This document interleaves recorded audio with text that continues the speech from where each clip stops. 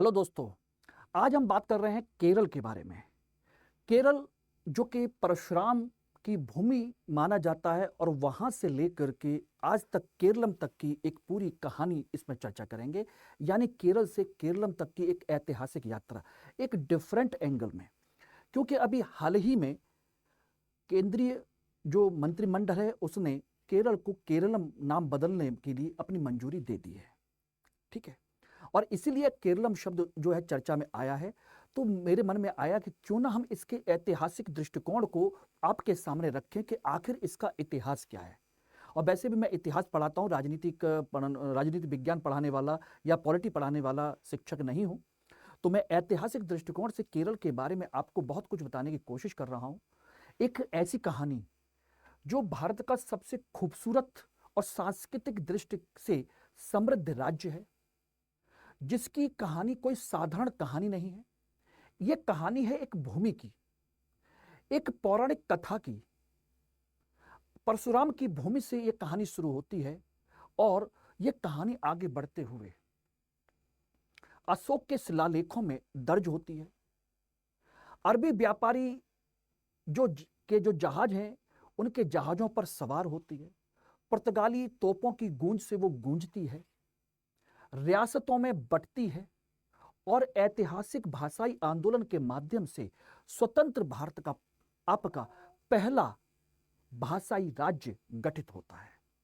Proper तरीके से स्वतंत्र भारत का हम कहें तो पहला। हालांकि इससे पहले आपका एक राज्य और भी गठित हो चुका था। कौन सा? आप जानते हैं, आंध्र प्रदेश। लेकिन उसके बाद यह आपका ऐसे भाषाई राज्य बनता है। वो भी आपकी कहा जाए तो भाषाई राज्य पुनर्गठन आयोग की सिफारिशों के बाद। उससे पहले तो आपका आंध्र प्रदेश हो चुका था।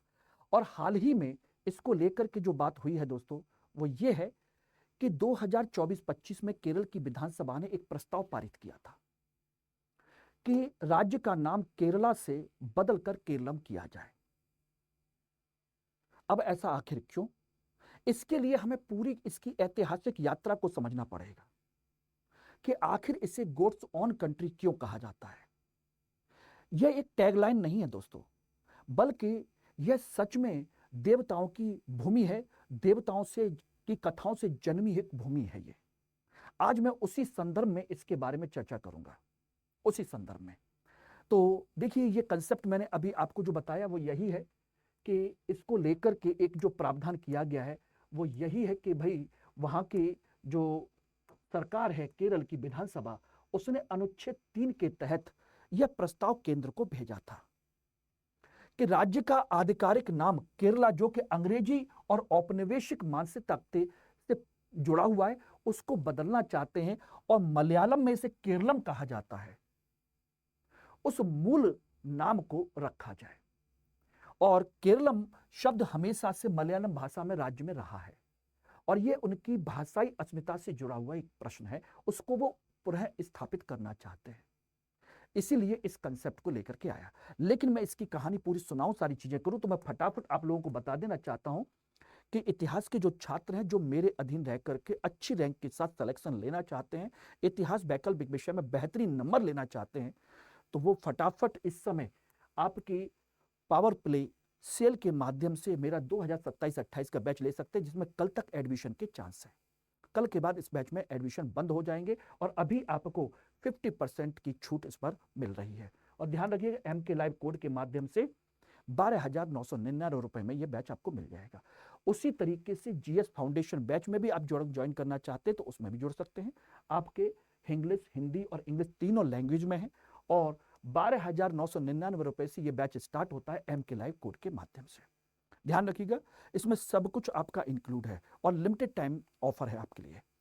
और इसमें ध्यान रखिएगा, एम के लाइव कोड जरूरी इस्तेमाल करिएगा, अन्यथा डिस्काउंट आपको नहीं मिलेगा।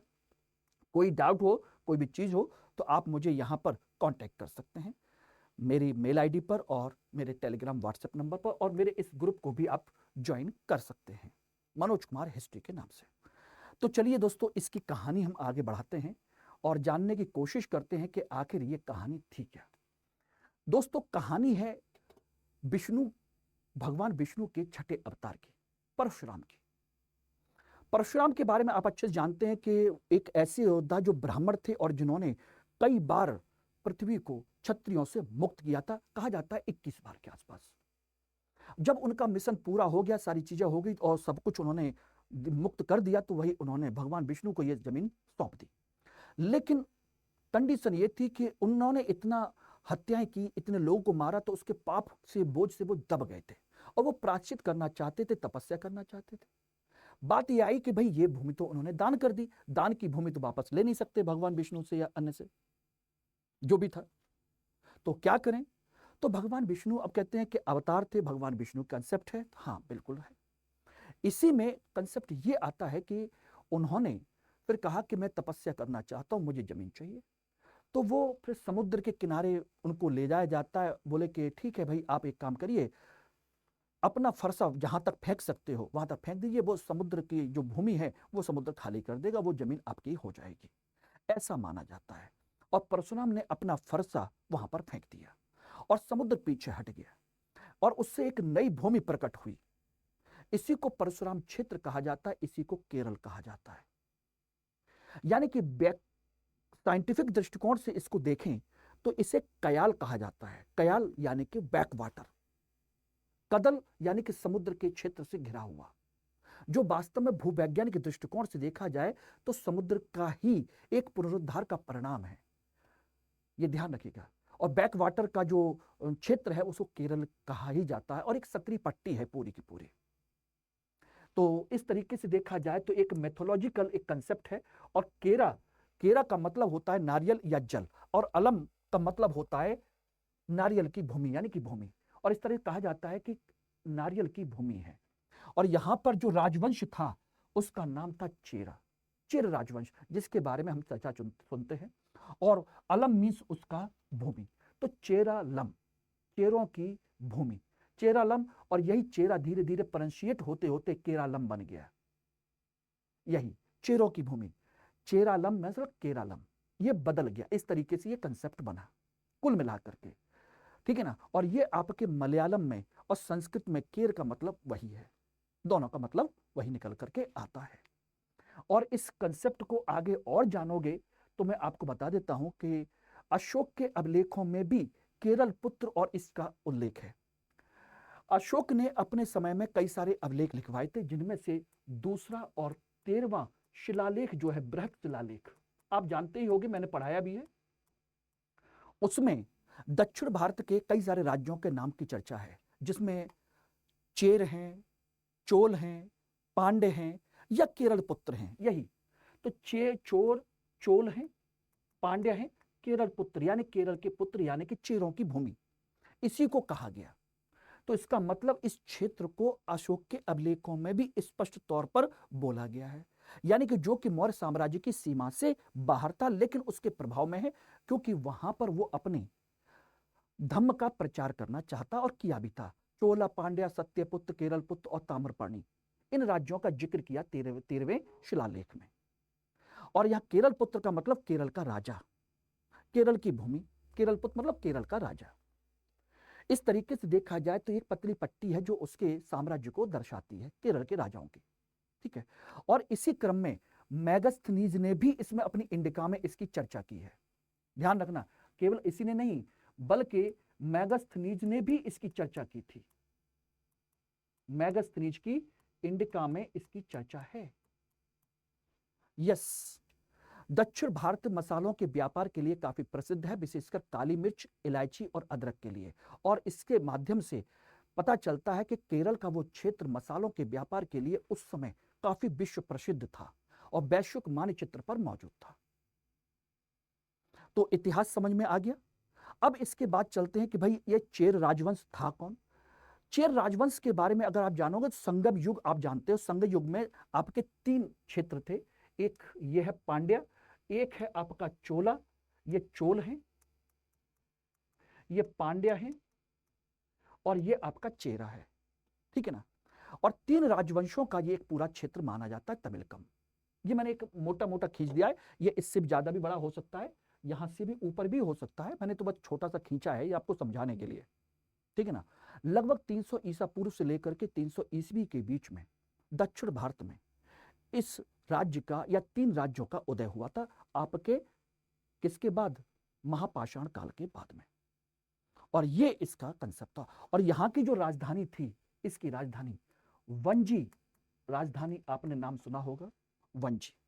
और इसका प्रमुख बंदरगाह था यहां पर बंदरगाह मुसरी, जिसे मुजरिस भी कहा जाता है। यह बंदरगाह है और वंजी इसकी राजधानी है। वंजी या उरैयूर कहा जा सकता है।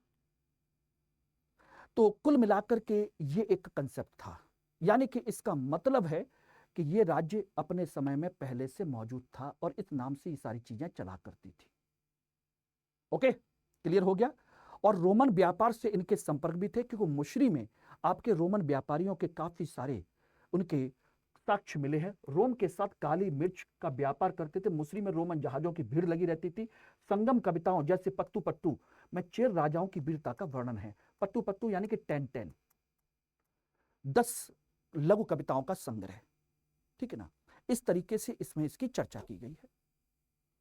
और जब ये चेर राजवंश यहां पर था, इसके बाद में कुछ समय के बाद में 300 ईसा पूर्व से लेकर के 600 ईस्वी तक यहां पर कलब्र नाम की एक अलग जनजाति का उदय हुआ। कलब्र, उन्होंने इन पूरे के पूरे समय में तीनों राजवंशों को काफी कमजोर कर दिया।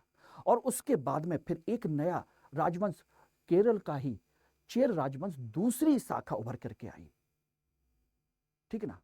दूसरी शाखा फिर उभर के आई, जिसे हम कुलशेखर साम्राज्य कहते हैं। सन 800 से लेकर के 1102 तक कुलशेखर राजवंश। और उन्होंने आधुनिक समय में जो कोडमंगलूर है वहां पर अपना शासन किया, जिसे महोदयपुरम भी कहा जाता है। और यहां पर काफी बड़ी मात्रा में, ध्यान रखिए, भक्ति आंदोलन फला फूला। कुलशेखर अलवार का नाम आपने सुना होगा। ये वही कुलशेखर अलवार है, 12 संतों में से एक हैं। राजा भी थे और संत भी थे और विष्णु भक्त भी थे। और इनकी जो रचना है आप जो अच्छे से जानते हो, वो है मुकुंद माला, ठीक है ना। मुकुंद माला के नाम से इनकी रचना बहुत फेमस थी। और बाद में 1102 में चोलों ने इस क्षेत्र को अपने अधीन कर लिया। और इस तरीके से चोल साम्राज्य ने इसको अपने कंट्रोल में करके केरल के टुकड़े टुकड़े कर दिए। कुल मिलाकर के ये छोटे छोटे टुकड़ों में विभाजित हो गया। और यहां पर कई सारे क्षेत्र बन करके आए। एक कालीकट का इलाका, एक त्रावणकोर का इलाका, एक कोचीन का इलाका, एक कोलाथिरी का इलाका। इस तरीके से कई छोटे छोटे छोटे छोटे इलाके बन गए।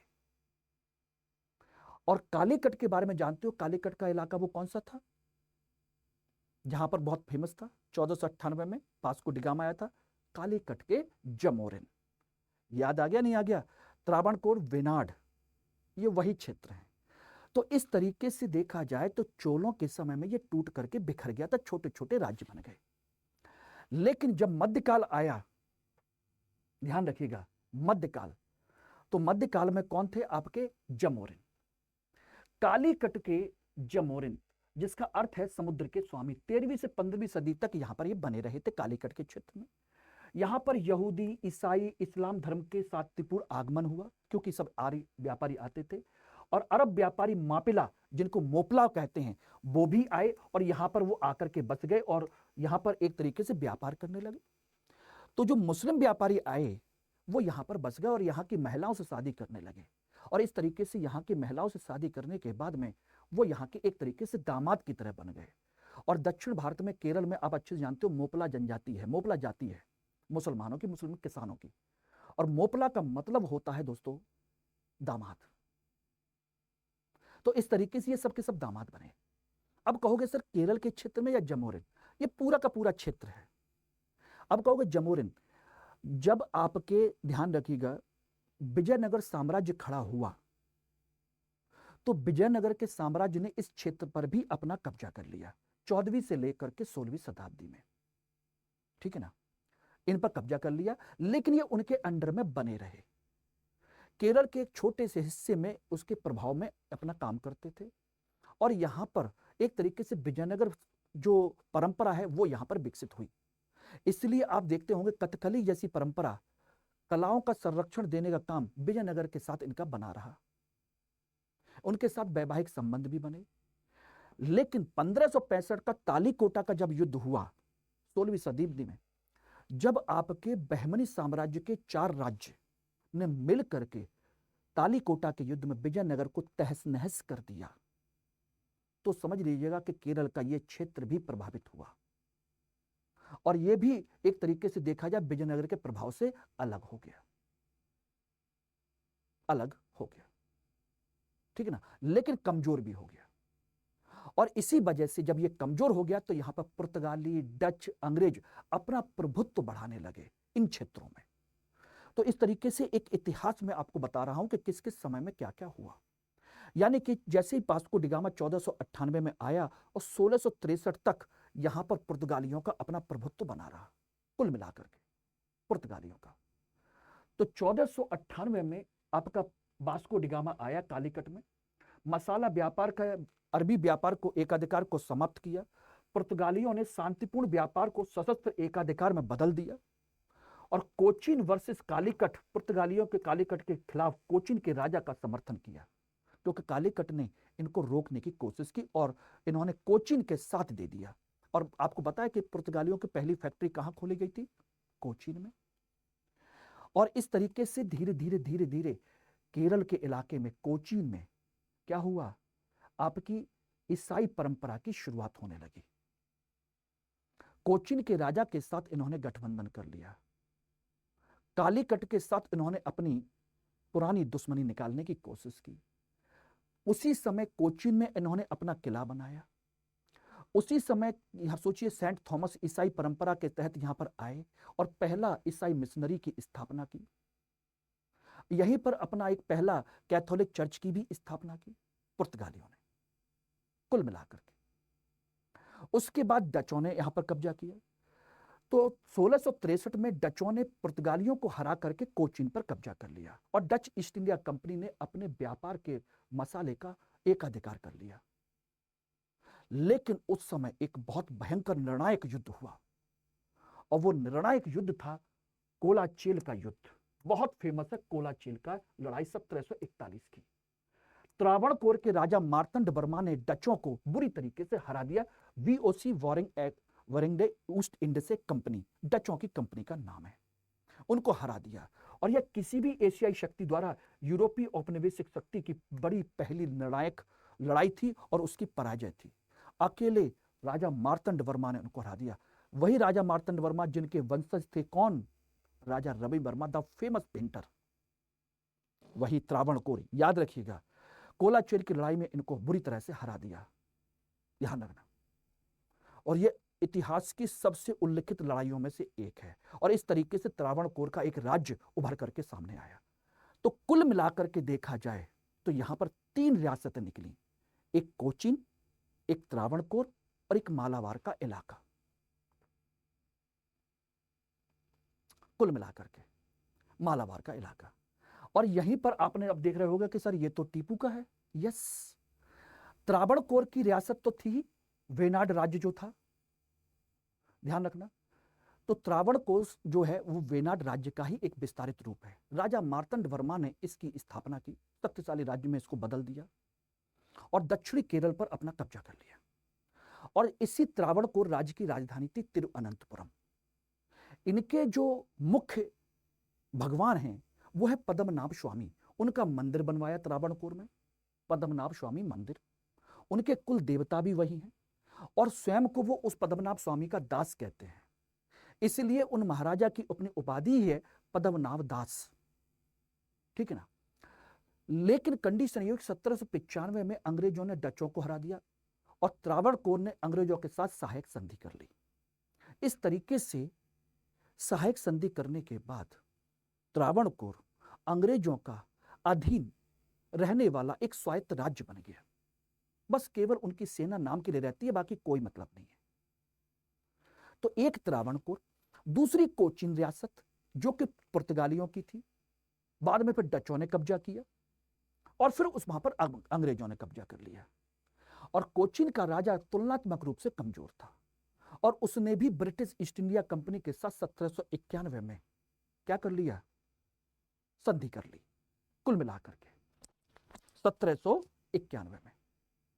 ओके, तो ये एक कंसेप्ट आया और उसके बाद एक ऊपरी हिस्सा है मालाबार का हिस्सा, इसे उत्तरी केरल कहते हैं, जिसमें मलप्पुरम, कन्नूर, कासरगोड, कोझिकोड ये इलाके आते हैं।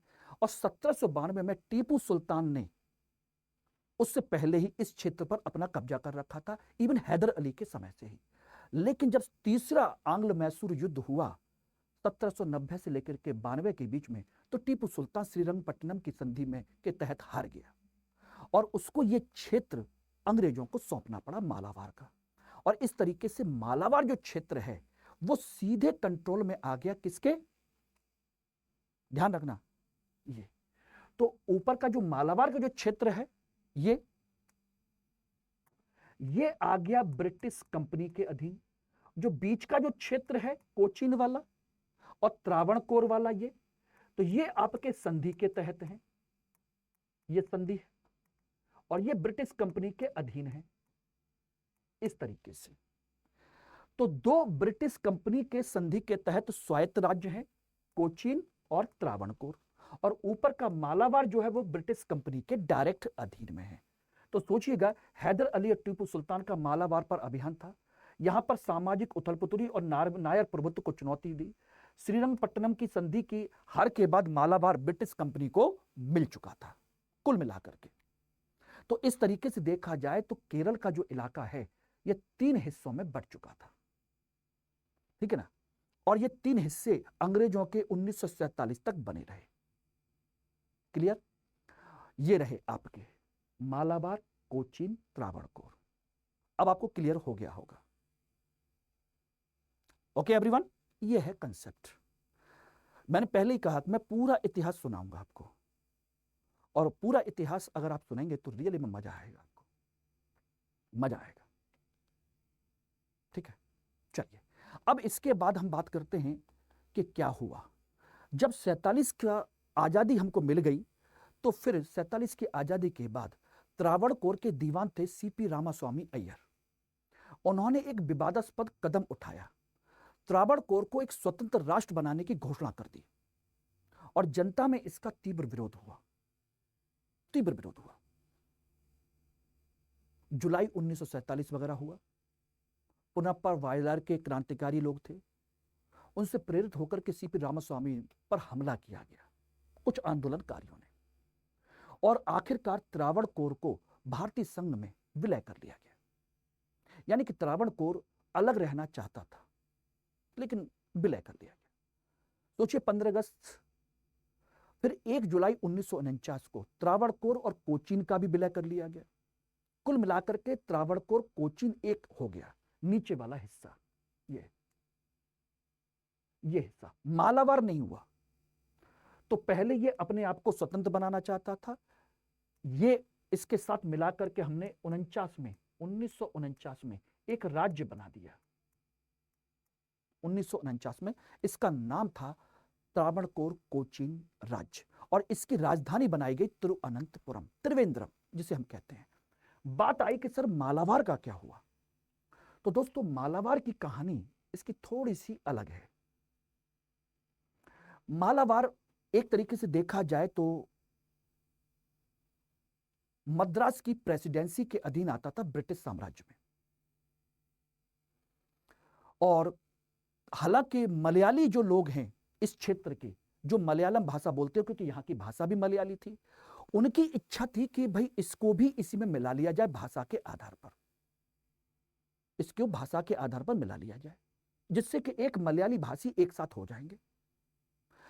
लेकिन कंडीशन यह हुई कि आपके 1953 में एक राज्य पुनर्गठन आयोग का गठन हुआ था, फजल अली आयोग, जिसे हम कहते हैं स्टेट्स रीऑर्गेनाइजेशन कमीशन हम कहते हैं।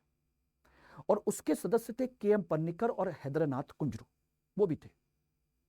और इनका काम था कि भाई इस स्टेट रीऑर्गेनाइजेशन कमेटी का राज्यों का पुनर्गठन किया जाए। और इन्होंने मलयालम भाषी क्षेत्रों को एकीकृत करने की सिफारिश की, और इसकी रिपोर्ट 56-55 के आसपास आई, और 56 में इसको लेकर के एक अधिनियम बनाया गया, स्टेट्स रीऑर्गेनाइजेशन एक्ट 1956। और 1 नवंबर को यह एक्ट लागू हुआ, और इसके माध्यम से केरल का औपचारिक गठन हुआ, जिसमें त्रावणकोर, कोचीन राज्य, ठीक है ना, इसको एक कर दिया गया और मद्रास राज्य जो था पहले ब्रिटिश साम्राज्य के अधीन, उसको मालाबार जिला, उसको भी मिला लिया गया। इसके अलावा दक्षिणी कनारा का जो कासरगोड तालुका है उसको भी इसमें मिला लिया गया। तो कुल मिलाकर के इस तरीके से एक केरल राज्य का गठन हो गया। इस तरीके से दक्षिणी कनारा का इलाका, मद्रास राज्य से मालाबार का इलाका लेकर के कोचीन त्रावणकोर राज्य को मिलाकर के इस तरीके से आपका एक पूरा का पूरा राज्य इसके अधीन कर दिया गया।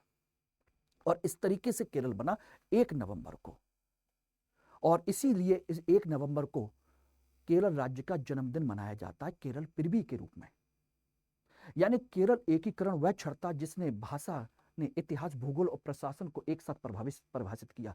और ध्यान रखिएगा, स्टेट्स रीऑर्गेनाइजेशन कमेटी के सिफारिशों को लागू होने के बाद, यानी कि इस अधिनियम के बाद भाषाई आधार पर बनने वाला पहला राज्य है, पहला राज्य।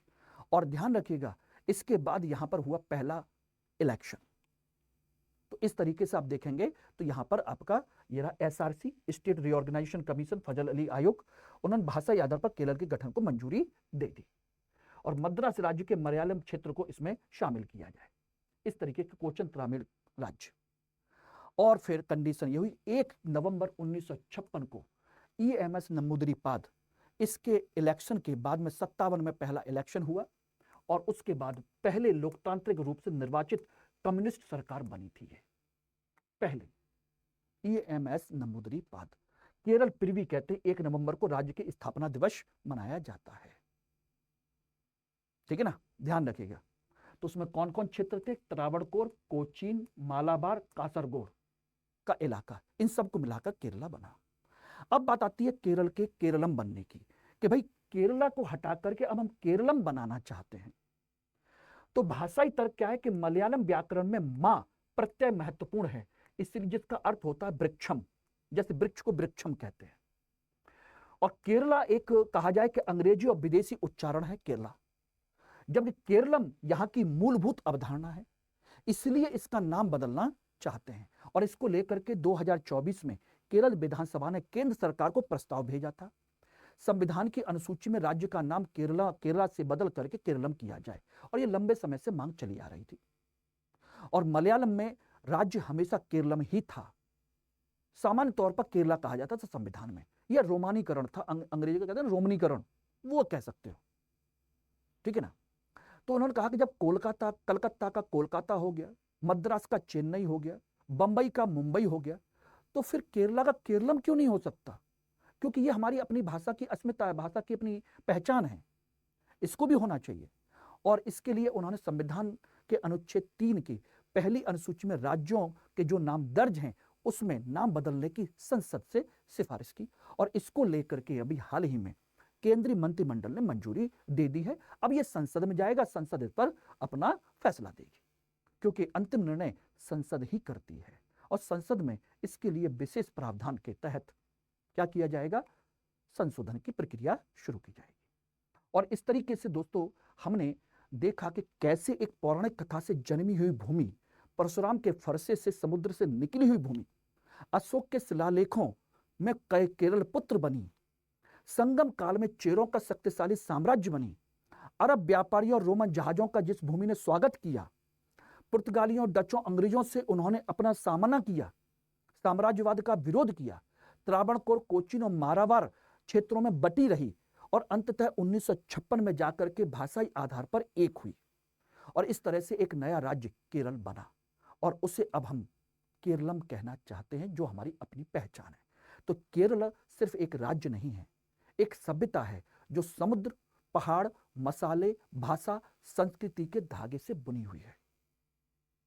तो दोस्तों आज की यह क्लास कैसी लगी आप लोग जरूर बताइएगा कमेंट सेक्शन में। मैं उम्मीद करूंगा कि आप इसे जरूर लाइक करेंगे। धन्यवाद।